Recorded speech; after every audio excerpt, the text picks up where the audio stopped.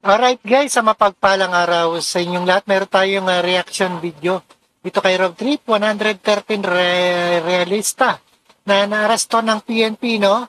Kahapon sa sampahan ng patong-patong na kaso.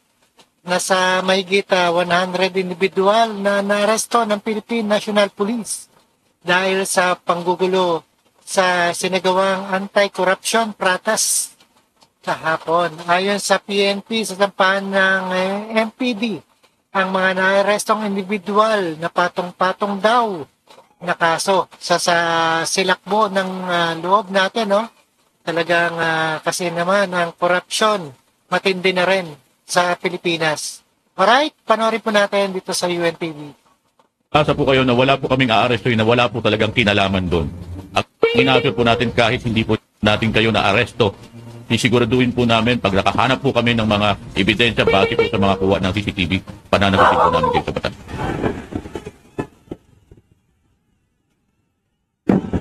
Ganito ang nangyaring gulo kasabay ng anti-corruption protest kahapon sa iba't ibang lugar sa Metro Manila.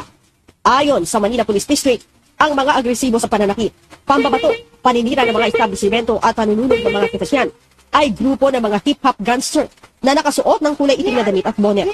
Nomian po ito ng mga hip-hop na gangster. Yun lang po yung nakuha natin.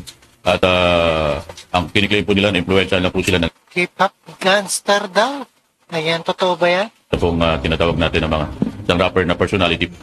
Bunsod nito, kasamang iimbestigahan ng pulisya ang nasabing Pinoy rapper na nang-impluensya sa mga kabataang manggulo sa rally. Tinitignan po natin yun at humingi na rin po tayo ng tulong sa ating anti-cybercrime para ma-check po natin. Kasi sinasabi nila po, nagkaroon po ng pag-ikayat sa kanila online. Kasama ring iimbestigahan ang impormasyon na binanggit ni Mayor Scoop Moreno na may isang dating politiko na may pinansyere na Filipino-Chinese businessman at isang abogado na sangkot din sa pang-uudyok ng gulo. So lahat po ito, pinapaktor ng Philippine National Police sa pagpapay. So dalawang anggulo na po at tinitingnan natin. Ito yung anggulo sa mismong nahuli ng mga tao na posibleng nililito lamang ng mga nahuli ang ating gobyerno kung sino ang dapat sampahan.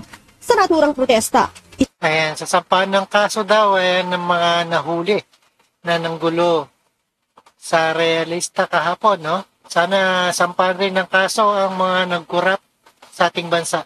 113 ang naaresto, kung saan 65 ang adult at 48 naman ang mga minor de edad na tinurn over na sa Manila Social Welfare. Sinabi pa ni Major Ines na sasampahan ng MPD ang mga naarestong individual ng patong-patong na kaso. Itinanggi naman ng MPD na mayroong nagpaputok ng baril at namatay sa insidente. Nakita po natin doon sa isang video na social media na sinasabi po mayroon pang putok na narinig. Ito po ay monotone na galing po doon sa mga nanggugulo po sa lugar. Nakita po natin na sa kanila galing po yung monotone. Actually po may nakuha po tayong monotone doon sa mga bag po ng mga ilan doon. At hindi lang po monotone, yung mga pintura po na pinapo nila sa mga pulis natin, nakuha din po yun. Pero po yung sinasabi po na meron pong pagpapuputok sa ating hanay, wala pong ganun. Base sa tala ng PNP, umabot sa 129 ang nasugatang mga pulis at Nakahanda rin yung realista, no? May mga armas. 76 na mga sibilyan. Ayon kay Philippine National Police Public Information Office Chief, Police Brigadier General Randolph Tuanyo, binisita ni PNP Acting Chief Police Lieutenant General Jose Melencio Nartatis Jr. sa PNP General Hospital ang ilan sa mga pulis na nasugatan. Personal na binisita yung ating po mga PNP members na na-injured. At may mga kaukulang, kasama niya po ang ating Director for Controllership para ito naman po sa financial na tulong na nakalaan po para sa ating mga na-injured na member ng Philippine National Police. Bagamat nasaktan, sinabi ng mga pulis na hindi sila kalaban. Nandoon sila para sa peace and order at para sa kaligtasan ng bawat isa, lalo na mga protesters na nagpapahatid ng hinaing sa pamahalaan. Nag-start po yung balibagan ng medyo mahina pa lang po nung una. Tapos, pinusugod na po nila kami. Kami naman po paatras. Tapos, nagkumuha po nung signage po. Yung sa traffic sign po, yung mga ganun. Pinalo po sa amin, sir. Tapos, bumagsak po kami.